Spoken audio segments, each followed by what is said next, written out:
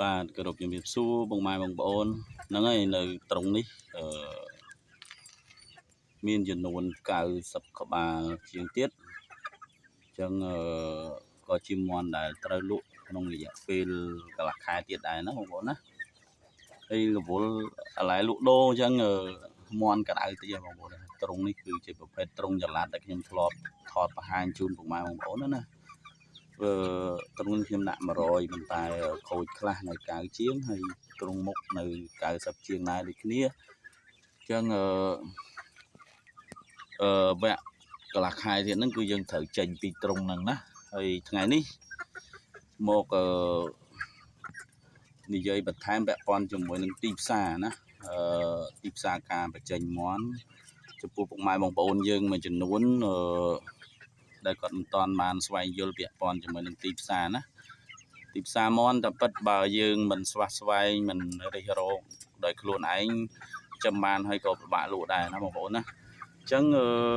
បងប្អូនយើងមួយចំនួននៅពេលដែលមន់ថ្លៃគាត់នាំគ្នាសម្រុកដាក់កូនអញ្ចឹងនៅពេលដែលសម្រុកដាក់កូនតម្រាំមន់ធំ3ខែកន្លះទៅ4ខែដល់ខែថោកវិញគាត់ពិបាកលក់អញ្ចឹង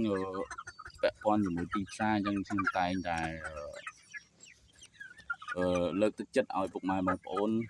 បង្កើតនៅទីផ្សារដោយខ្លួនឯងពាក់ព័ន្ធជាមួយនឹងទីផ្សារដូចការថតបង្ហោះនេះក៏គឺជាប្រភេទទីផ្សារដែរណាបងប្អូនណាហើយមួយវិញទៀតបងប្អូនអាចចងជាសហគមន៍ជាមួយខាង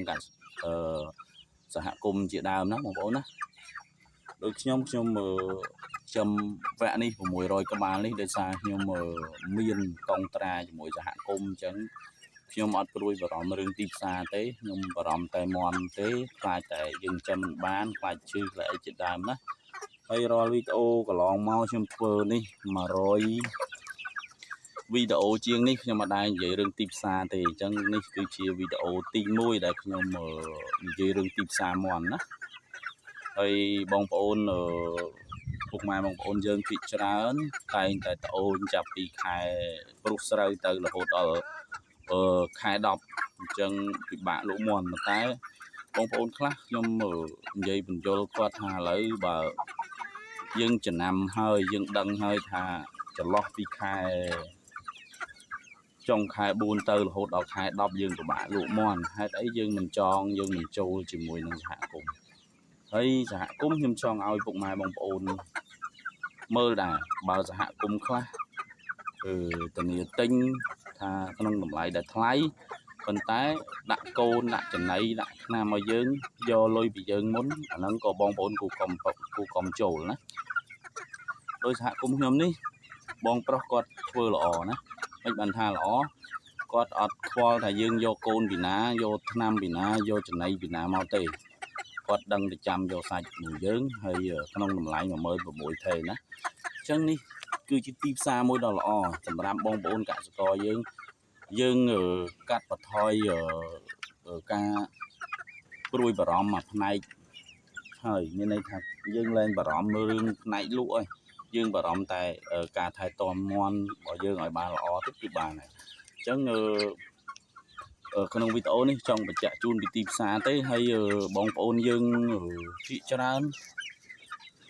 រាល់ឆ្នាំមកឲ្យតែដល់ខែព្រុសស្រូវមានន័យថាខែ5ខែ6ឡើងចាប់ផ្ដើមមន់ថោកហើយតែឆ្នាំនេះ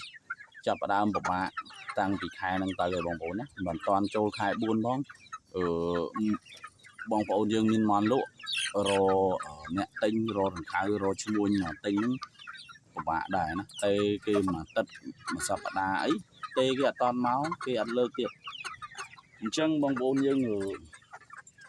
ពាក់ព័ន្ធមួយទីផ្សារសំខាន់បងប្អូនត្រូវតែរិះរកខ្លួនឯងថតក៏បានឬក៏បងប្អូនតាក់ទងជាមួយសហគមន៍ឬក៏បងប្អូនព្យាយាមយកលេខម៉ូយឲ្យបានច្រើនយកលេខឈ្មួញឲ្យបានច្រើន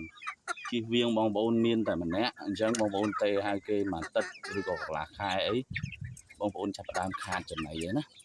ទុកមន់យូរខាតអីជាដើមអញ្ចឹងណាអញ្ចឹងក្នុងវីដេអូនេះចែកជូនពាក់ព័ន្ធជាមួយទីផ្សារអញ្ចឹងអរគុណច្រើន